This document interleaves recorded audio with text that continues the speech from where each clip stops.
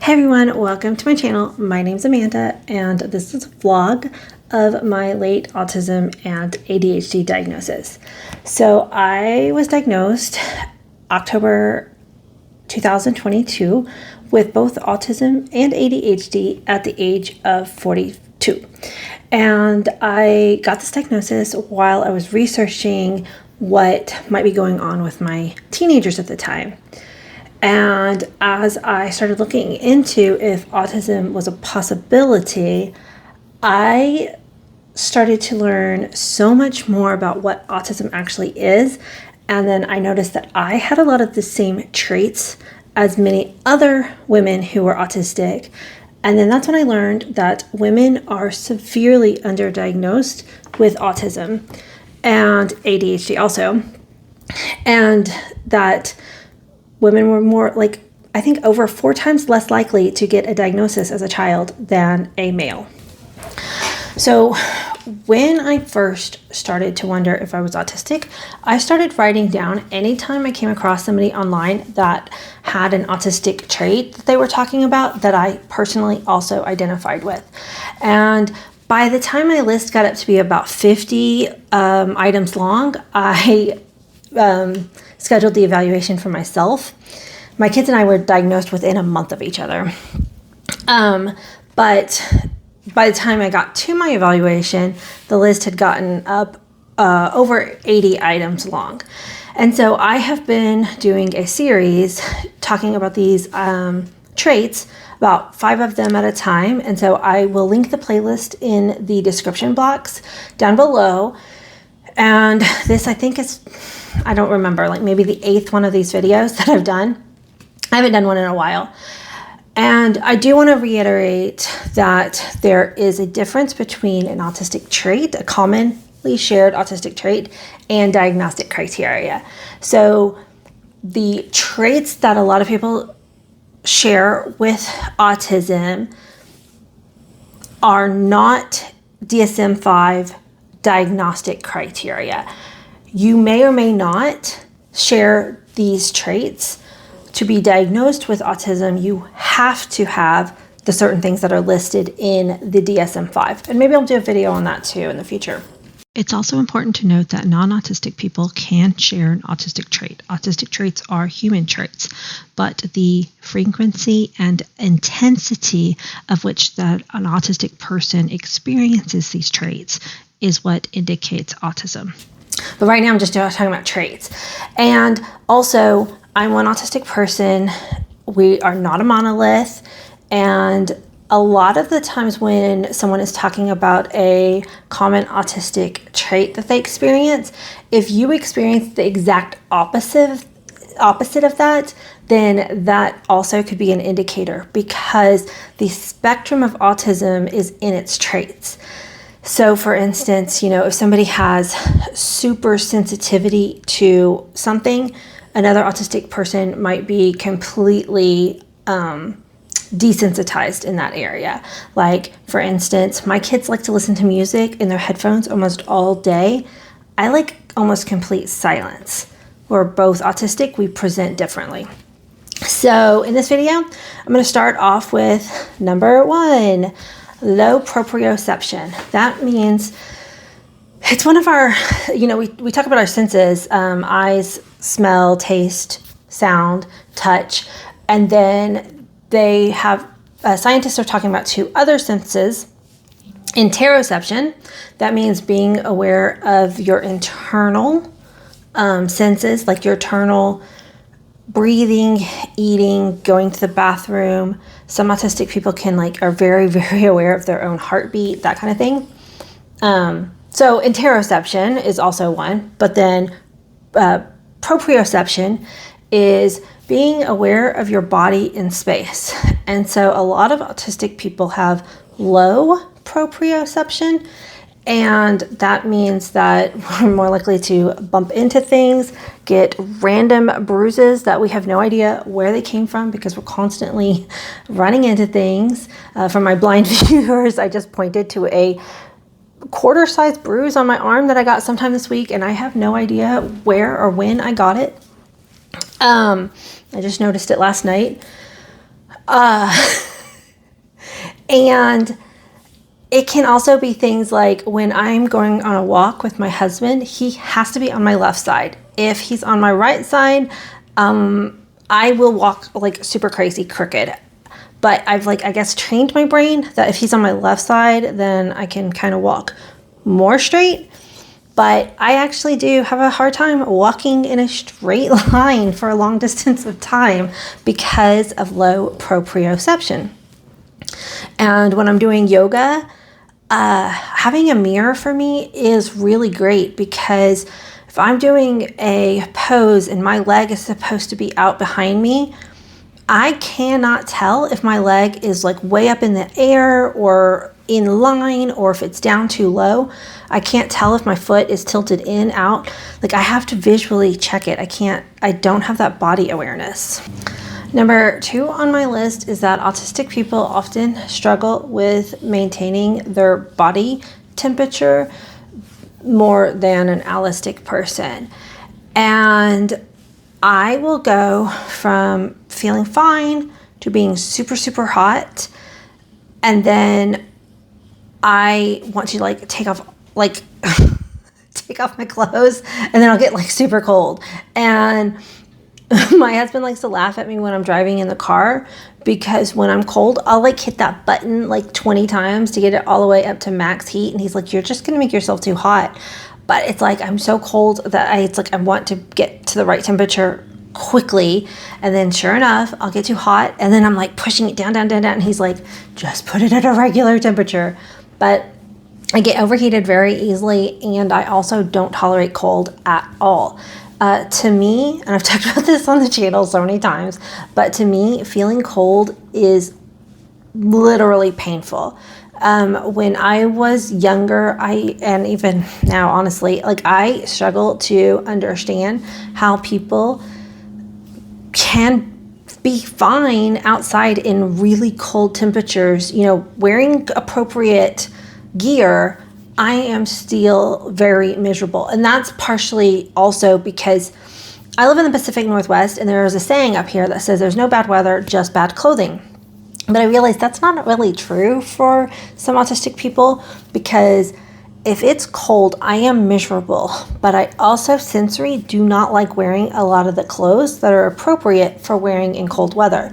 So I might not be cold, but then I'm sensory miserable because I don't like scarves, I don't like turtlenecks, I don't like hats really on my head, I don't like bulky jackets. So that has always been a struggle. Winter has always been very hard for me, but also just temperature regulation in the home. When I get out of a hot bath, I'm so hot. I don't cool off very quickly. And when I'm really, really cold, it's hard for me to feel like I can get warm fast enough. And that's just common for a lot of autistic people. And it is also tied to the number 1, which was the interoception. So number 3, when an autistic person finds something that they like physical object, they often will use it beyond its usefulness. I will buy a pair of jeans and wear that one pair of jeans until they fall off my body in holes. And I realized that, 1, it's because I don't like change. Once I find a pair of comfortable jeans, then I'm good. Why do we need other ones? And the second thing is just,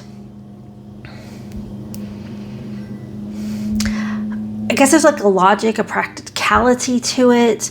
Once I've spent my money on something, if it's working, I don't want to replace that thing.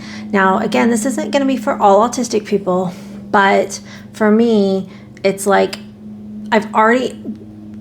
talked about it in other videos where we will go into deep dive research for just even the smallest thing.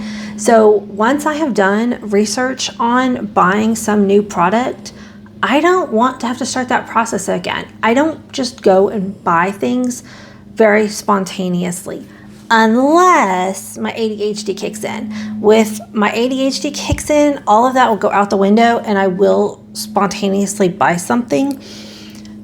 that's usually when that side of my brain gets so frustrated. It's like, oh my God, you've researched this forever. You're never going to make a choice, and then I just will spontaneously get something.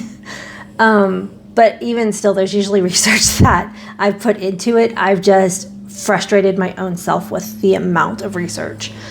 But also, I mean, like that, I've got a green pillowcase back there and it's got a big giant hole on it. And I know, it's like, okay, it's lived its usefulness. I've had that green sham for probably 15 years. Like, it has lived a useful life, and I could mend it. I could do that. I could also get a new one, but right now it's just living there with a hole on it. But I am the kind of person who will try to mend something and keep it useful. I don't like change once I've bought stuff. So I'm trying to think, like, I'll get mad when an electronic dies, and my husband's like, they weren't built to last 10 years. And I'm like, but and there is a side of my brain that does love new tech. So, you know, I am one who will replace my cell phone every 2 or 3 years because I do enjoy new technology. But I also am not making the decisions about those. Usually I let my husband pick out I'm like, okay, this is what I want in a phone. Tell me which one. So because I'm autistic and ADHD, sometimes the ADHD side will kind of overtake that autistic side of things. But if it was just like my autism, like change in even my products around my home are difficult.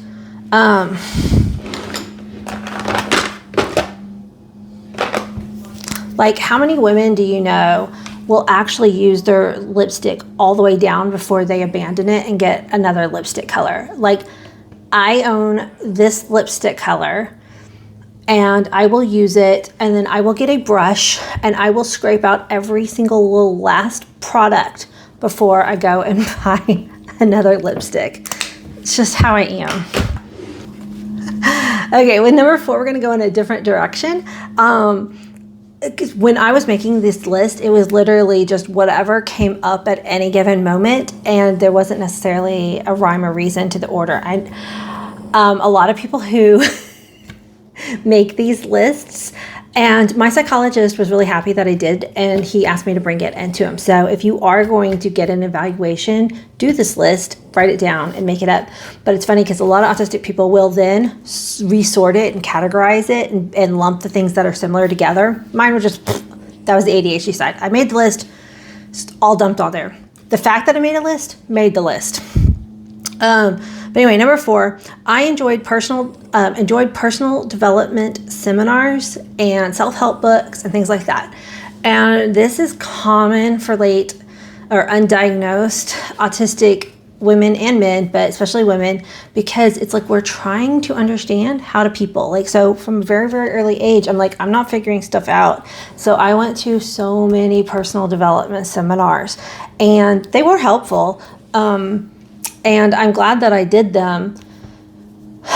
Did they help me mask more? Probably, but also they helped me survive when I didn't have a diagnosis. So I would have preferred to have the diagnosis and then done the seminars with the diagnosis and understanding my autistic brain. I probably would have gotten even more out of the seminars, but that's neither here or there.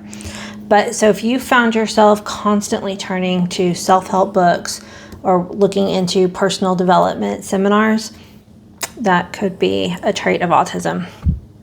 And number 5, I love patterns and numbers. I love it when the clock is 12:34 and I'm like, oh, it's 1, 2, 3, 4, or 4:44, like repeating numbers.